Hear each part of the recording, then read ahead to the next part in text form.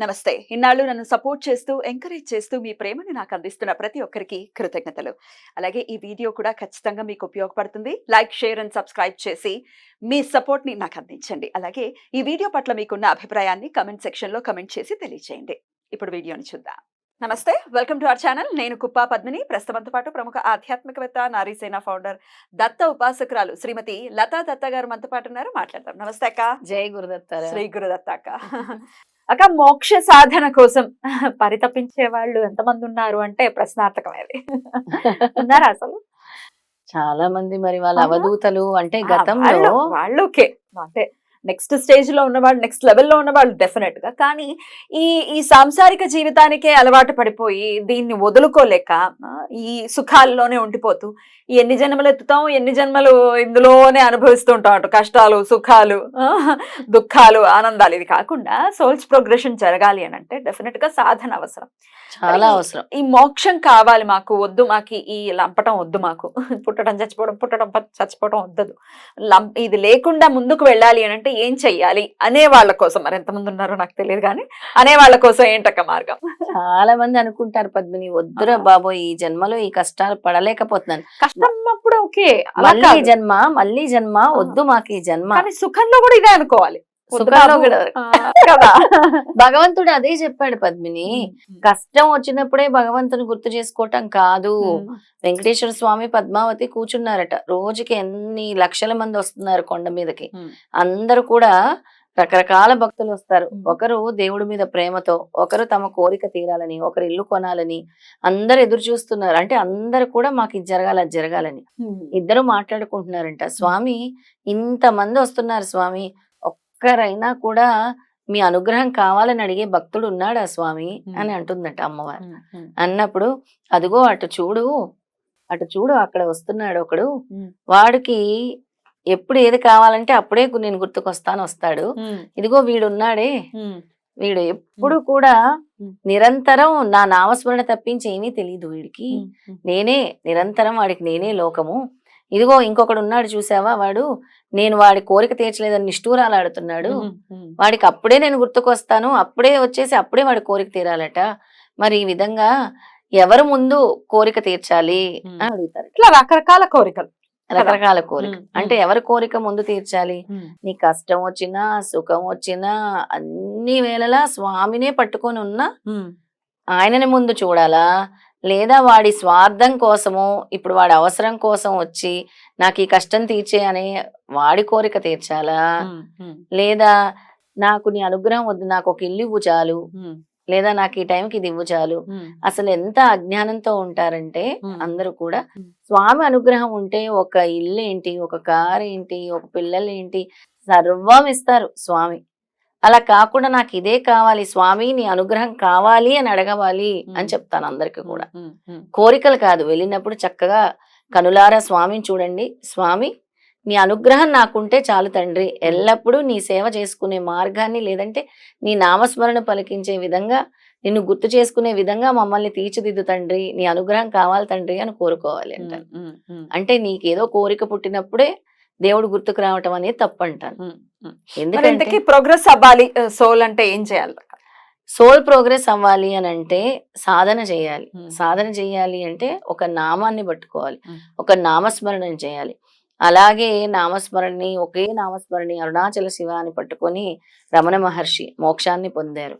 త్రివిక్రమ భారతి ఆయన నరసింహ నరసింహ నరసింహ అనుకుంటూ నరసింహ సరస్వతి దర్శన భాగ్యంతో, విశ్వరూప దర్శనంతో ఆయన కూడా మోక్షం పొందారు.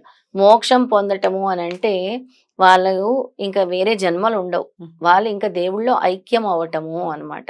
ఇంకా వేరే సైకిల్ ఆఫ్ బర్త్స్ అనేవి ఉండవు. అంటే మళ్ళీ జన్మ ఈ భవబంధాల నుంచి అన్నిటి నుంచి కూడా తప్పించేస్తారు స్వామి. అంటే చివరికి ఇంకా కర్మ అనేది లేకుండా చేసి ప్యూర్గా, ఒక ప్యూర్ సోల్గా తీర్చిదిద్ది మోక్షాన్ని ప్రసాదిస్తారు స్వామి. దాన్ని మోక్షం అంటారు. ఆ మోక్షం పొందాలి అని అంటే ముందు నీలోని భావాలు మారాలి, నీలోని అహంకారం నశించాలి, నీలోని ప్రేమ, దయ, జాలి, కరుణ ఇవన్నీ కూడా అలవర్చుకోవాలి. నీలోని అహంకారం ఎప్పుడైతే ఉంటుందో, ఇప్పుడు చాలా మంది సాధన చేస్తారు పద్మిని, కానీ అహంకారం అనేది తొలగదు. నేను నేను నేను అనుకుంటారు. నేను అలా చేశాను, నేను ఇలా చేశాను, నా వల్లే ఇలా అవుతుంది. నేను అని ఎప్పుడు అంటామో ఆ చేసిందంతా కూడా పోతుంది. మనము అనాలి అంటారు స్వామి. ఖచ్చితంగా. అలా నువ్వు సాధన చేస్తూ నాకు మోక్షం కావాలి తండ్రి అనంటే అది చాలా ఒక కఠోర దీక్ష. ఆ కఠోర దీక్ష చేస్తూ ఒక మంత్రాన్ని పట్టుకుంటే, ఇది దత్తాత్రేయ స్వామి వారి మంత్రమే. నేను చెప్పే ప్రతి కూడా గురువుకి సంబంధం ఉండేది. ఈ మోక్ష సాధనకి ఏదైనా మంత్రం చదవాలి అని అంటే ఈ మంత్రాన్ని పట్టుకోవాలి. అది హరి ఓం తత్ సత్, హరి ఓం తత్ సత్. దాన్ని నిత్యం పఠించాలి. అప్పుడు ఈ భవబంధాల నుంచి వీటన్నిటి నుంచి కూడా అంటే ఇంకా నాకు జన్మ వద్దు అనుకునే వాళ్ళకు కూడా నెమ్మదిగా, అంటే ఒకటే రోజు నీలో కూడా చేంజ్ రాదు. నీలో ఒక ట్రాన్స్ఫర్మేషన్ అనేది ఎప్పుడైతే నువ్వు నామాన్ని పట్టుకుంటావో మొదలవుతుంది. ఆ ట్రాన్స్ఫర్మేషన్, ఆ చేంజ్ అనేది ప్రతి ఒక్కరిలో మొదలైనప్పుడే భక్తి భావం అనేది పెరుగుతుంది. భక్తి భావం అనేది పెరిగినప్పుడే ఆ సోల్ ప్రోగ్రెషన్ అనేది జరుగుతుంది. అందుకే ఆత్మ సాక్షాత్కారము అనే పదాన్ని మనందరం కూడా వాడతాము. సాయి సచ్చరిత్రలో, గురు చరిత్రలో, శ్రీపాద వల్లభ చరిత్రలో, అన్ని చరిత్రల్లో కూడా ఆత్మ సాక్షాత్కారం పొందినటువంటి నామధారకుడు గురించి విన్నాము, శంకర భట్టు గురించి విన్నాము, దీపకుడు గురించి. వీళ్ళందరూ కూడా ఆత్మ సాక్షాత్కారం కోసం పరితపించిన వాళ్ళే, పొందిన వాళ్ళే, స్వామి యొక్క అనుగ్రహం పొందిన వాళ్ళే. ఖచ్చితంగా. హరి ఓం తత్సత్ అనే మంత్ర జపం నిరంతరం చేసుకోవటం వల్ల సోల్స్ ప్రోగ్రెషన్ అనేది జరుగుతుంది అని చెప్తున్నారు. తప్పకుండా జరుగుతున్నది. ఎవరైతే భక్తి భావంతో, భక్తి విశ్వాసంతో, ఒక నమ్మకంతో, భగవంతుడు ఉన్నాడని నమ్మకంతో ఎప్పుడైతే చేస్తావో తప్పకుండా ఆ రిజల్ట్ వైపు అడుగులు వేస్తారు మీరు. నీకు మోక్షం వచ్చేస్తుంది అని నేను చెప్పలేను, కానీ నీలోని భావాలు మారుతాయి. అవును, మోక్షం రావడం అంటే ఆషామాషి విషయం కాదు కదా. ఏదో షాప్ లోకి వెళ్ళి కొనుక్కున్నంత ఈజీ కాదు కదా. సాధన చాలా చాలా కఠినతరంగా ఉంటుంది. అలాగే పూర్వజన్మ పాపము ప్లస్ ఈ జన్మ పుణ్యము అన్ని బ్యాలెన్స్ షీట్ టాలీ అవ్వాలి కదా. అవ్వకుండా మోక్షం ఎలా వస్తుంది? అలా బ్యాలెన్స్ టాలీ అయిన తర్వాతే మానవ జన్మ ఎత్తుతున్నారు. ఆ మానవ జన్మ ఎత్తిన తర్వాతే ఇంకా నువ్వు ముందు ముందు తప్పులు చేయకుండా ఉండాలని నీకు మానవ జన్మ ఇచ్చాడు. కానీ ఇంకా మూట కట్టుకుంటే దాన్ని మళ్ళీ అదే పర్యవసానాలు డెఫినెట్లీ దాన్ని అనుభవించాల్సి ఉంటుంది.